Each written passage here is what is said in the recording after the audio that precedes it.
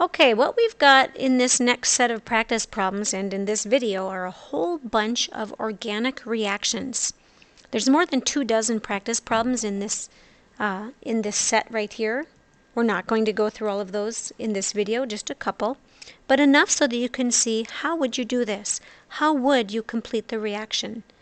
Here's what I would advise. Before you even start, before you even say what kind of functional group is it, anything like that, look at what you're mixing it with, and that will tell you what kind of reaction it is.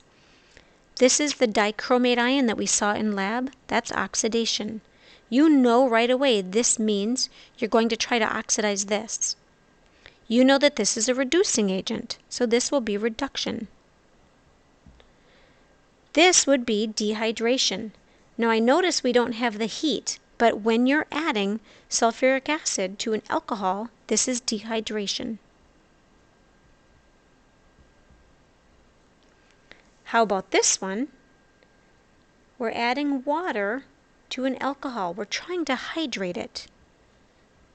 We'll see if that can work or not. Oxidation, this is the orange stuff, chromate from lab.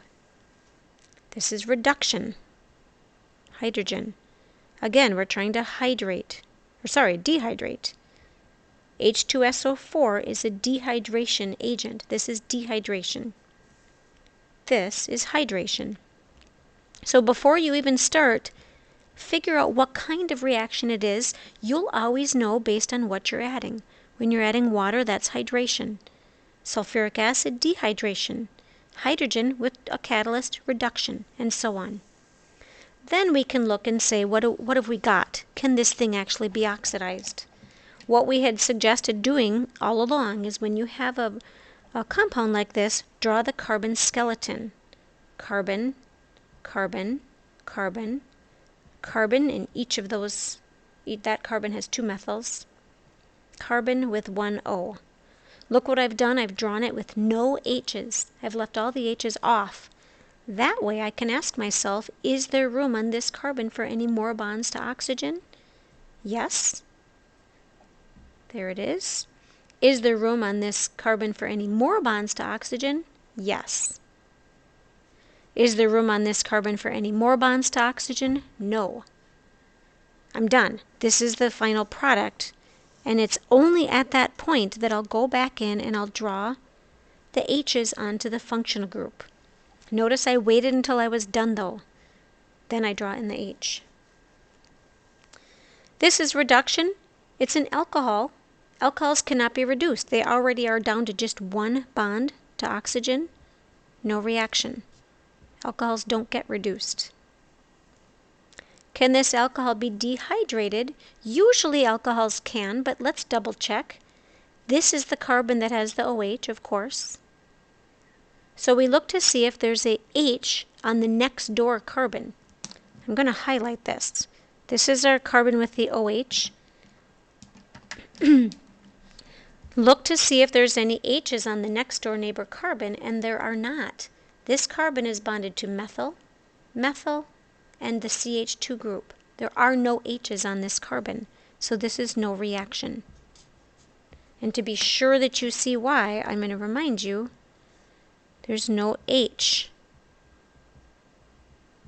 on this carbon. If there's no H on this carbon, then there's no way that we can take off H and OH. How about this? Do you think you can hydrate an OH? No, you can't. The only thing that gets hydrated is alkene. I'll remind you that. Only alkenes get hydrated. Only alkenes get hydrated. How about here? Can we oxidize this? Let's check.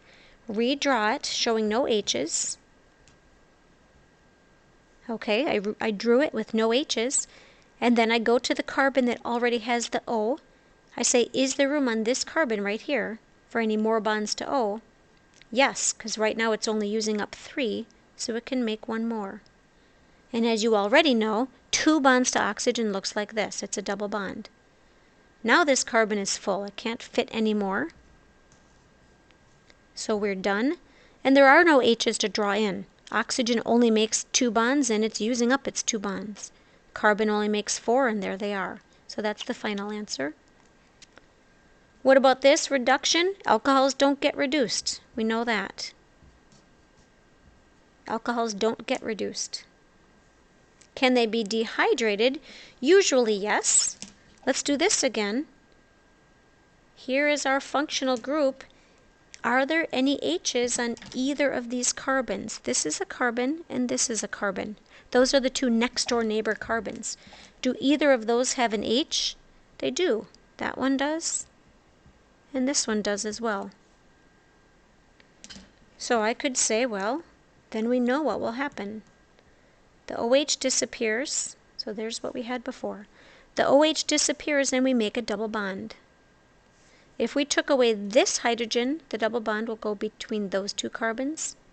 If we take away this hydrogen, then our product would look like this. We took away that hydrogen, so the double bond goes here. This is in fact the more stable product that forms. I would accept either answer. This is the most stable one, but I would expect this. You should also know, though, that the other product is water. You took water out, you dehydrated. There it is, plus H2O. And last, can you hydrate alcohol? No. You can hydrate alkene, but you cannot hydrate alcohol. So that's to get you started seeing the different types of reactions, when they work, when they don't, how you know if they work, how you know what the product is. Give yourself a ton of time to work through these practice problems. These are the kind of problems that you want to be good at. They won't ever get harder than these, but you want to get very fluent and comfortable on practice problems like these. And good luck. Have fun.